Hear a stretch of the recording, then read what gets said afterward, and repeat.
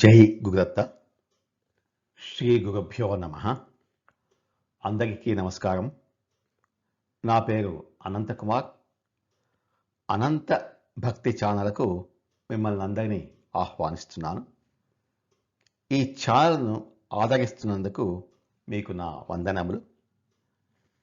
శ్రీ గురు చరిత్రను శ్రవణము చేస్తూ మీరు ఆ దత్తాత్రేయుని కృపకు పాత్రలు కావాలని కోరుతూ ఇంత శ్రద్ధాభక్తులతో వింటున్నందుకు మిమ్మల్ని అందరినీ అభినందిస్తున్నాను. ఈ 6వ అధ్యాయాన్ని మనం 2 భాగాలుగా చెప్పుకుందాం అనుకున్నాము. ఇంతకుముందు మొదటి భాగాన్ని పూర్తి చేసుకున్నాము. ఆ మొదటి భాగంలో రావణుడు మహేశ్వరుడిని తన గానంతో మెప్పించి ఆత్మలింగాన్ని పొంది మిక్కిలి సంతోషంతో లంకకు బయలుదేరాడు. ఆ లింగం లంకకి చేరకుండా ఆపడం కోసం బ్రహ్మ, నారదుడు, ఇంద్రుడు ముగ్గురు విష్ణువుకి ఈ విషయాన్ని చెప్పి ఏదైనా ఉపాయం ఆలోచిద్దామని వైకుంఠానికి వెళ్ళారు. తర్వాత కథను కొనసాగిద్దాం. రావణుని గురించిన వృత్తాంతమంతైను బ్రహ్మదేవుడు విష్ణువునకు విన్నవించెను. తదుపరి విష్ణువుతో బ్రహ్మ ఇలా అన్నాడు: ఇందుకు వెంటనే తగు ప్రతీకారమును చేయవలెను. ఎందుకంటే నీవు రామావతారాన్ని ఎత్తవలసి ఉంది. 33 కోట్ల మంది దేవతలు రావణుని యొక్క చెరలో బంధింపబడి ఉన్నారు. వారిని విడిపించుట కోసం నీవు అవతరించవలసిన సంగతి నీకు ఇంతకు ముందే తెలుసు కదా. కానీ ఇప్పుడు రాక్షసుడు ఈశ్వరుని ప్రాణలింగమునే తీసుకుని పోయాడు. ఒకవేళ ఆ లింగం లంకకు చేరితే అతను మృత్యురహితుడై మనకు అజేయుడు అవుతాడు. ఇక మీదట వాడే ఈశ్వరుడైపోతాడు. కాబట్టి శీఘ్రంగా తగిన ఉపాయాన్ని ఆలోచించి అతని కార్యాన్ని మనం వెంటనే భంగం చేయాలి. లేకపోతే ఈ రాక్షస సంహారానికై త్వరలో నీవే అవతరించాల్సి ఉంది. కాబట్టి ఆత్మలింగాన్ని తీసుకుపోతే నీకే మరింత పెనుభాగం అవుతుంది అని బ్రహ్మ విష్ణువుకు విన్నవించాడు. అప్పుడు శ్రీ మహావిష్ణువు కినుక వహించి కైలాసానికి వెళ్ళాడు. శ్రీ విష్ణుమూర్తి పరమేశ్వరుని చేరి, శంకర, ఎంత పని చేశావయ్యా? రావణునకు ప్రాణలింగాన్ని ఎందుకు ఇచ్చావు? రావణుడు గొప్ప రాక్షసుడు, మహాక్రూర స్వభావం కలవాడు. ఇప్పుడు దేవతలందరూ కూడా అతనికి దాసులు. అందరూ అతని వద్ద కారాగృహంలో బంధించి ఉన్నారు. అతట వారు నానాక చాట్లు పడుతున్నారు. వారిని ఎలా విడిపించాలి? ఇక మీదట అతను స్వర్గాన్ని కూడా ఆక్రమించేస్తాడేమో. అంతటి దురాచార పరునకు నువ్వు ఎందుకు వరాలిచ్చావు అని అడిగాడు. అప్పుడు విష్ణువుతోటి పరమేశ్వరుడు ఇలా అన్నాడు: లక్ష్మీపతి, రావణుని భక్తికి సంతృష్టి చెంది నన్ను నేను మర్చిపోయాను. మిగులు సంతసించి చాలా పరవశంతో ప్రాణలింగాన్ని ఇచ్చాను. అతను తన శిరస్సును ఖండించి వీణగా చేసి స్వహస్తాలతో సప్తస్వరయుక్తముగా సకల వేదాలను భక్తితో గానం చేశాడు. ఒకవేళ అతడు పార్వతిని అడిగినా కూడా నేను ఇచ్చేసి ఉండేవాడినేమో. అతని తీవ్రమైన భక్తికి చాలా పరవశించిపోయాను. సో అందువల్ల లెక్క చేయకుండా నా ఆత్మలింగాన్ని అతని భక్తికి మెచ్చి నేను ఇచ్చేశాను అని చెప్పి తన భక్త పరాధీనతను పరమశివుడు చెప్పాడు. ఉమాకాంతితో శ్రీ విష్ణువల్లభుడు ఇలా అన్నాడు: శివ, నీవు ఇట్టి వరములను ఇచ్చడం వలన రాక్షసులు ఉన్మత్తులయ్యేదరు. ఇక నీవా అల్ప సంతోషివి, భోళాశంకరుడవు, అమాయక చక్రవర్తివి. దుష్టులకు అసాధ్యములైన వరములను ప్రసాదించి మాకెంతో శ్రమ కలిగిస్తున్నావు. రాక్షసులు మిమ్మల్ని మెప్పించి తిరుగులేని వరాలను పొంది దేవతలను ద్విజులను పీడించెదరు. అందువలన నేను పెక్కు అవతారాలను ధరించవలసి వస్తోంది. సరే ఈశ్వర, అతనికి ఆత్మలింగాన్ని ఇచ్చి ఎంతకాలం అయింది? అతడు దాన్ని ఇప్పటికైనా లంకకు చేరి ఉంటాడా అని అడిగితే మహేశ్వరుడు లేదు లేదు, 5 ఘడియలు మాత్రమే అయింది, ఇంకా అతను దాగిలోనే ఉంటాడు అని విష్ణువుతోటి అన్నాడు. శివుని మాటలు విని నారాయణుడు వెంటనే ఒక ఉపాయాన్ని ఆలోచించాడు. సూర్య గమనాన్ని అడ్డగించడం కోసం తన సుదర్శన చక్రాన్ని పంపించాడు. తదుపరి నారదునితో ఇలా అన్నాడు. నారద, రావణుడు లంకాపురికి వెళ్ళుచున్నాడు. నీవు త్వరగా వెళ్ళుము. అతడు వెళ్లే దారికి ఎదురుగా వెళ్ళి లంకకు వెళ్ళనీయకుండా అడ్డుపడి ఏదో ఒకటి మాట్లాడుతూ కాలయాపన ఉనర్చుము. సూర్యుడు కనిపించకుండా నేను చక్రాన్ని ప్రయోగించాను. సకాలానికి స్నాన సంధ్యాలను ముగించుట రావణుని యొక్క దృఢమైన నియమం. సూర్యుని కనిపించకుండా చక్రాన్ని అడ్డగించాడు కాబట్టి సూర్యాస్తమయం అయింది అనుకుంటాడు అనమాట. దానిని అతడు ఎప్పుడూ ఉల్లంఘింపనేరడు కనుక నీవు వెళ్ళి అతనికి ఆలస్యమగునట్లుగా ప్రయత్నింపుము అని చెప్పాను. విష్ణుదేవుని మాటలు విని నారద మహాముని మనోవేగంతో వెళ్ళి లంకానాథుని మార్గమునకు ఎదురుగా చేరుకొనాను. నారదుని పంపించిన మీదట విష్ణువు తన మనసులో ఇలా తలపోశాడు. రావణునకు విఘ్నములు కలిగించుట కొరకు విఘ్నేశ్వరుడిని పంపవలేను అని భావించి వెంటనే విష్ణువు గణేశుని స్మరించెను. అంతటా వినాయకుడు వచ్చి నారాయణుని ముందు నిలిచాను. అప్పుడు కేశవుడు గణపతిని చూసి వినయముతో ఇలా అన్నాడు. విఘ్నేశ్వర, ఏదైనా కార్యాన్ని ప్రారంభించడానికి ముందు దేవతలందరూ నిన్ను పూజిస్తారు, నీకు వందనం చేస్తారు, వారి మనోగతములను నీవు నెరవేరుస్తావు. అట్టి నిన్ను ఉపేక్షించిన వారికి విఘ్నాలు ఏర్పడటం నిశ్చయము. అయితే రావణుడు నిన్నెప్పుడూ ఉపేక్షిస్తూనే ఉన్నాడు. నీకు తెలియకుండా లంకేశ్వరుడు నీ తండ్రిని మోసగించి అతని ప్రాణలింగాన్ని తీసుకొని వెళ్తున్నాడు. కాబట్టి ఇప్పుడు నువ్వు ఉపేక్షించుట యుక్తము కాదు. వెంటనే నీ ఒక ముఖ్యమైన కార్యను నిర్వహించవలను. అందుకు నీవే సమర్థవు కనుక అతి శీఘ్రముగా నువ్వు కపట రూపంతో ఒక పొట్టి బాలకుని వేషాన్ని ధరించి వెళ్ళు. దారిలో సూర్యాస్తమయం అవుతుంది. రావణుడు సకాల సంధ్యావందన ఆచరించడం కోసం నియమం ఉంది అతనికి కాల విలంబనము చేయుటకు నారదుడు వెళ్ళాడు. ఈ ప్రాణలింగమును మార్గమధ్యమున ఎట్టి పరిస్థితుల్లోనూ నేల మీద పెట్టవద్దు అని శివుడు రావణుతోటి ఆదేశించాడు. శౌచాచమన సమయమున అతడు దాన్ని తన వద్ద ఉంచుకొనలేడు. కాబట్టి నీవు బాలబ్రహ్మచారిగా వెళ్ళము. శిష్యభావంతో అమాయకమైన పసిబాలుని మాటలను పలికి అతనికి నచ్చినట్లుగా నీపై నమ్మకం కలుగునట్లుగా ప్రవర్తించి నీ చేతికి ఆ ప్రాణలింగాన్ని తీసుకొనుము. రావణుడు నిన్ను విశ్వసించి సంధ్యావందన సమయమున నీ చేతికి తప్పకుండా లింగాన్ని ఇస్తాడు. అట్టి సమయంలో నువ్వు ఏదో ఒక ఉపాయాన్ని ఆలోచించి ఆ లింగాన్ని నేల మీద పెట్టు. అది అక్కడనే నిలిచిపోను. అంతటితో మన పని పూర్తి అయిపోతుంది అని విష్ణుమూర్తి మిక్కిలి సంతోషంతో చెప్పాడు. సరే అని సమ్మతించి హర్షాతిరేకంతో నిలిచి నిలబడిన బొజ్జ గణపయ్య 2 చేతులను చాచి తనకు కమ్మని తిను పదార్థములు కావాలేను అని తన బొజ్జను చూపాను. విష్ణుదేవ, 5 విధముల లడ్లు, నువ్వుల లడ్లు, చెరకు గడలు, కొబ్బరి, దానిమ్మ, చక్కెర, నెయ్యి, అప్పుడే పితికిన కమ్మని పాలు, వేయించిన శనగలు, అటుకులు, బెల్లం మొదలైనవన్నీ నేను తినడానికై త్వరగా ఇవ్వము అని కోరాడు. విఘ్నేశ్వరుడు కోరిన వాటిని అన్నింటినీ శ్రీ మహావిష్ణువు ఇవ్వగానే అతడు కడుపు నిండా భుజించెను. వెంటనే కపట బాల బ్రహ్మచారి వేషమును ధరించి రావణుడు ఉన్న చోటకు త్వరగా వెళ్ళాడు. నారదుడు అంతకుముందే వెళ్ళున్నాడు కదా. ఆ దేవక్షి దశముఖుని ముందు నిలిచి, రావణ, నీవు ఎక్కడి నుండి వస్తున్నావు అని అడిగాడు. రావణుడు నారదుడితోటి ఇలా అన్నాడు. నేను కైలాసములకు వెళ్ళి గొప్ప తపమును చేసి తిని అందుకు చంద్రమౌళీశ్వరుడు సంతోషించాడు. నా ఎడల మిగుల ప్రసన్నుడై నాకు ఒక లింగాన్ని ఇచ్చాడు.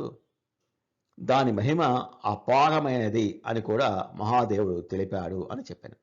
అందుకు నారద ముని, లంకానాథ, ఇప్పుడు నీవు దైవానుగ్రహమును పొందితివి. మృత్యుహరమైన అమృతం వంటి లింగము నీకు లభించింది. నాకు ఆ లింగమును గురించి దాని గుర్తులను గురించి బాగుగా తెలియను. ఆ లింగం ఎట్లుంటుందో నాకు ఒకసారి చూపించు. లింగ లక్షణములను పూర్తిగా నీకు తెలిపేదను. అది సరైన ప్రాణలింగం అవునా కాదా చూసి చెప్పేదను. ఒకవేళ సరైన ప్రాణలింగమే అనిచో నీవు చాలా అదృష్టవంతుడి. దాని మహిమ అపారము. ఏది ఒక్కమారు నాకు చూపించు అని అడిగాడు. కానీ లంకేశ్వరుడు నారదుని మాటలు నమ్మకుండా దూరం నుండే తన అరచేతిని తెరిచి లింగాన్ని చూపించాడు. అప్పుడు నారదుడు రావణునితోటి ఇలా చెప్పాడు. లంకేశ్వర, అపారమైన లింగ మహిమను ప్రకటించే ఒక గొప్ప కథను చెప్తాను విను. లింగోద్భవమును గురించిన ఆద్యంతమంతయు నాకు బాగా తెలుసు. దాని గురించి ఒక అపూర్వమైన కథను నీకు చెప్పాను, శ్రద్ధగా వినుము అన్నాడు. పూర్వకాలమునందు ఒకానొకప్పుడు కాలాగ్ని వంటి భయంకర రూపం కలిగిన ఒక మృగము ఉండెను. అది బ్రహ్మాండ ఖండమును కలయ తిరుగుచు లోకములను గగ్గోలుపరచుచుండెను. అరణ్యములన్నింటిలో చొరబడి మహిషాది జంతువులను వేటాడి తనకు ఆహారముగా చేసుకుని సంచరించుచుండెను. ఘోరమైన మృగమునకు వెరచి లోకములు అల్లకల్లోలములు అవుచుండెను. బ్రహ్మ విష్ణు మహేశ్వరులు వేట నిమిత్తముగా అడవిలో ప్రవేశించి ఆ మృగమును వధించిరి. దానికి 3 కొమ్ములు కలవు. వాటి కింద 3 లింగములు ఉండెను. అవి మామూలు లింగములు కావు. అవి 3ను ప్రాణలింగములేసుమా. అయితే ఆ 3 లింగాలను స్వీకరించి అవి వారికి ప్రాణ సమానములు. అట్టి లింగమహిమను వినుము. ఎవడు దీన్ని 3 సంవత్సరాలు నిర్విఘ్నంగా పూజించునో వారు స్వయముగా వరదమూర్తి యగు ఈశ్వరుడే కాగలడు. ఆ లింగము ఎక్కడ ఉంటుందో ఆ ప్రదేశము కైలాసంగా మారిపోను. అందుచేతనే బ్రహ్మ విష్ణు మహేశ్వరులకు ఇంతటి ప్రాభవం కలిగింది. వీటికి మరింత అమోఘమైన మహిమ కలదు. దాన్ని కూడా వివరిస్తాను, శ్రద్ధగా విను అన్నాడు. అంతట రావణుడు లేచి, నాకు అత్యవసరమైన పని ఉంది, అతి శీఘ్రముగా నేను లంకకి వెళ్ళాలి, నాగదా ఇక సెలవు అని పలికి మహాబలుడు అయినటువంటి దశకంఠుడు బయలుదేరాడు. ఇంతలో నారదుడు ఇలా అన్నాడు. రావణ, అటు చూడము, సూర్యాస్తమయము కానున్నది, సంధ్యాకాలం అవుతోంది. బ్రాహ్మణుడు విధిగా సంధ్యోపాసనము చేయవలేను. నీవు సమస్త వేదములను పఠించిన వాడవు. నీవు ఇప్పుడు నిలవకుండా ప్రయాణం సాగించిన ఎడల దారి మధ్యలోనే సంధ్యాకాలం ముగిసి చీకటి పడక తప్పదు. అప్పుడు నీకు సకాల సంధ్యావందనం లోపించును. ఆసన్నమైన సకాలమును అతిక్రమించి నీ వంటి వాడు సంధ్యాలోపమును చేటు తగునా? అయినను నీతో నాకేమి పని? నేను మాత్రం సంధ్యోపాసనము నిర్వహించుకుంటకై ప్రస్తుతము నా ప్రయాణాన్ని నిలిపివేస్తున్నాను అని చెప్పి నారద ముని పుంగవుడు సమీపమున గల నది వైపునకు సంధ్యావనం చేసుకోవడం కోసం వెళ్ళాడు. అంతలో బాలవటు వేషమును ధరించిన విఘ్నేశ్వరుడు అటువైపుగా వచ్చెను. దాగిలో సమిధలను తుంచుతూ అమాయకమైన చూపులతో రావణుని దృష్టిని ఆకర్షించినట్లు అతని ముందు నుండి పాదసాగై నెమ్మదిగా నడవసాగాను. అంతట రావణుడు తన మనసులో ఇట్లు చింతించాడు. నేను ఇప్పటి వరకు ప్రతి నిత్యము త్రికాలములయందు సకాల సంధ్యావందనమును ఆచరించు నియమమును పాటించుచుంటుంది కదా, మరి నాకు ఈనాడు నియమభంగం అవుతుందేమో అని అనుమానం కలుగుతోంది. ఈ లింగాన్ని ఏ పరిస్థితిలోనూ భూమి మీద పెట్టవద్దు అని ఈశ్వరుడు గట్టిగా చెప్పాడు. ఇప్పుడు నేను ఏం చేయాలబ్బా అని అనుకుంటున్నాడు. ఒక పక్క సంధ్యవేళ మితిమీగుతున్నది. చేటుకు ఏం తోచడం లేదే అని అనుకుంటుంటే చూడముచ్చట గడుపుచున్న అత్యంత అందమైన ఒక బాల బ్రహ్మచారి నదీ తీరమున తిరుగుతున్నాడు అన్న విషయాన్ని రావణుడు గమనించాడు. ఇంకొకసారి నేరంగా చూసి ఇలా అనుకున్నాడు. ఈ బ్రహ్మచారి చూచుటకు అమాయకుని వలె కపటము లేనట్లుగా కనపట్టుచున్నాడు. ఈ బాలకుడు నా ఎడల విశ్వాసఘాతుకము చేయకపోవచ్చును. ఇతడు నిశ్చయంగా పసిబాలుడే, ఏ పాపము ఎరుగని వాడే అని తోచుచున్నది. ఈ లింగమును అతని చేతిలో పెట్టినను ప్రమాదము ఉండబోదు, మోసము చేయబోనడు అని నా మనసుకు తోచుచున్నది. కావున నేను స్వస్థ చిత్తుడనై త్వరగా సంధ్యావందనం పూర్తి చేయును అని యోచించి రావణుడు కృత నిశ్చయమునకు వచ్చెను. వెంటనే ఆ బాల బ్రహ్మచారిని సమీపించెను. రావణుని 10 తలలను చూసి భయపడ్డట్టుగా లంబోదరుడు వెనుకకు తిరిగి చూచుచూ పరిగెత్తసాగాను. భయపడవద్దు నాయనా, నిలువుము అంటూ బ్రాహ్మణ రూపముతో వేగముగా ఆ బ్రహ్మచారి వద్దకు చేరాను. ఆ బాలకుని చేతిని పట్టుకొని, నా వలన నీకేమీ భయము లేదు అని అభయమునిచ్చి, దశముఖుడు అతనితో, కుమారా, నీవు ఎవరవు? నీ పేరేమి? నీ తల్లిదండ్రులు ఎవరు? నీ కులమునందు ఏ కులమునందు నీవు జన్మించితివి అని ప్రేమతో ప్రశ్నించాను. బ్రహ్మచారి రావణునితో, నా గురించి నీవు ఎందుకు ప్రశ్నించుచుంటివి? మా తండ్రిగారు నీకేమైనా రుణపడి ఉండనా ఏమి? నీకేమి ఇయ్యవలసి ఉన్నదో తెలుపుము అని పలికాను. ఆ బాలుని మాటలకు లంకేశ్వరుడు నవ్వి ఆప్యాయంగా అతని చేతిని నిమురుతూ బుజ్జగించి, నీవు ఎవరి కుమారుడవు అని తెలుసుకొనటకు మాత్రమే ప్రేమతో అడుగుచున్నాను బాబు, చెప్పు నాయనా అన్నాను. అంతటా బ్రహ్మచారి రావణునితోటి ఇలా అన్నాడు, మా తండ్రిని గురించి నీవేళ అడుగుచుంటివి, సరే వినుము. మా నాయన జటాధారి, ఒంటి నిండుగా భస్మమును ధరించి మెడలో రుద్రాక్షమాలను కలిగి ఉంటాడు. ఆయన పేరు శంకరుడు. దివారాత్రములు భిక్షం ఎత్తుకుంటూ ఉంటాడు. ఇక మా నాయనగారికి ఒక ఎద్దు వాహనంగా ఉంది.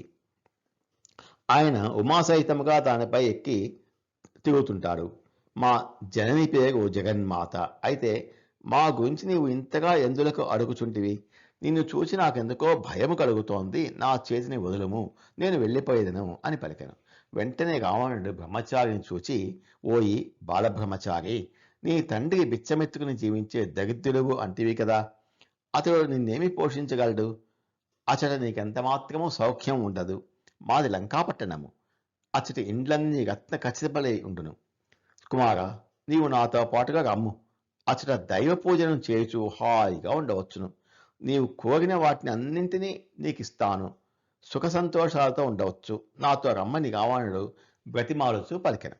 అప్పుడు బ్రహ్మచారి ఇలా అన్నాడు, అయ్యా, నేను లంకాపురికి రాను. మీ లంకలో అనేక మంది రాక్షసులు ఉందుగట. నేను అడవిలో ఉండే బాలుడను. వారు నన్ను అచ్చట తిరివేయుదురు. నేను నీతో రాలేను బాబు, నన్ను వదలము, మా ఇంటికి వెళ్ళిపోదును, నాకు ఆకలి వేయిస్తున్నది అని చెప్పి తన వద్ద ఉన్న తినుబండారాలను తినసాగాడు. ఇదంతయు విన్న లంకానాథుడు ఆ బాలుని బతిమాలుతూ, బాలక, నాకు సంధ్యావందన సమయం అయినది. ఈ లింగముని నీవు పట్టుకొను. నేను తొందరగా సంధ్య ముగించి వస్తాను. అందుకు బాలుడు వినయముతో, ఏమయ్యా, నేను అరణ్యవాసిని, పైగా బ్రహ్మచారిని. నేను ఈ లింగమును పట్టుకొనలేను. నన్ను లేనిపోని ఉపద్రవంలో ముంచవద్దు బాబు. నీ లింగము ఎంత బరువుందో ఏమిటో. నేనా అర్భకుడను. ఈ లింగాన్ని మోయలేను. నేను వెళ్ళిపోతాను. నన్ను వెలుబెట్టు. నీకెంతో పుణ్యం ఉంటుంది అని పలికాడు. అనేక విధములుగా నచ్చచెప్పి బతిమాలి లంకేశ్వరుడు ఆ లింగాన్ని బ్రహ్మచారి చేతిలో పెట్టి సంధ్యావందనాన్ని ఆచరించడం కోసం త్వరగా సముద్ర తీరానికి వెళ్ళాడు. లింగాన్ని చేత పట్టుకున్న ఆ కపట బాల బ్రహ్మచారి వినయంతో ఇలా అన్నాడు, అబ్బో, ఈ లింగము నా చేతికి బరువుగా ఉన్నది. నేను మోయలేనంత బరువుగా తోచినప్పుడు వెంటనే దీన్ని భూమి మీద పెడతాను. నువ్వు తొందరగా రావాలి. 3 మార్లు నేను గట్టిగా పిలుస్తాను. అప్పటికి కూడా నువ్వు రాకపోతే ఈ లింగాన్ని నేల మీద పెట్టేస్తాను అని ఖచ్చితంగా చెప్పి గణేశుడు లింగాన్ని పట్టుకొని నిలబడ్డాడు. దేవతలందరూ ఆకాశంలో నిల్చుకొని విమానముల యందుండి ఏం జరుగుతుందో అని ఉత్సుకతో చూస్తున్నారు. రావణుడు సంధ్యా నిమిత్తము సముద్ర తీరాన్ని చేరి హస్తపాద పక్షాలను ఒనర్చి అగ్నిప్రదానము చేయుచుండగా, లింగమును మోయజాలను, వెంటనే వచ్చి లింగాన్ని తీసుకుపో అని గణేశుడు పిలిచాను. అనంతరము న్యాసపూర్వకముగా గాయత్రీ ధ్యానము చేయుచుండగా రెండవసారి రమ్మని పిలిచినప్పుడు వివేకవంతుడైన రావణుడు, బాలక, వస్తున్నాను, నిలువుము అని చేతితో సైగ చేసినాను. ఇంకొక క్షణం ఆగి, అయ్యో, నేను మోయజాలను బాబు, త్వరగా రా అని గణేశుడు 2 సార్లు పిలిచాను. కానీ ధ్యానంలో ఉన్న రావణుడు అతని పిలుపును వినలేదు. గణేశుడు అటులే గట్టిగా రావణ్ణి రమ్మని కేక వేస్తూ సమస్త దేవతల సాక్షిగా ఆ లింగాన్ని భూమి మీద నిలిపాడు. అంతేకాదు, శ్రీ విష్ణువును స్మరించి గణేశుడు శివుడు ఇచ్చిన ప్రాణలింగమును భూమి మీద ప్రతిష్ఠించెను. ఆకాశమునందు ఉన్నటువంటి దేవతలు చాలా సంతోషంతో పుష్ప వర్షాన్ని కురిపించారు.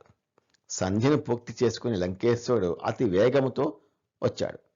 అతడు వచ్చేటప్పటికే అక్కడ నేల మీద లింగం స్థాపించి ఉండటాన్ని చూసి తీవ్రంగా వ్యధకు లోనయ్యాడు.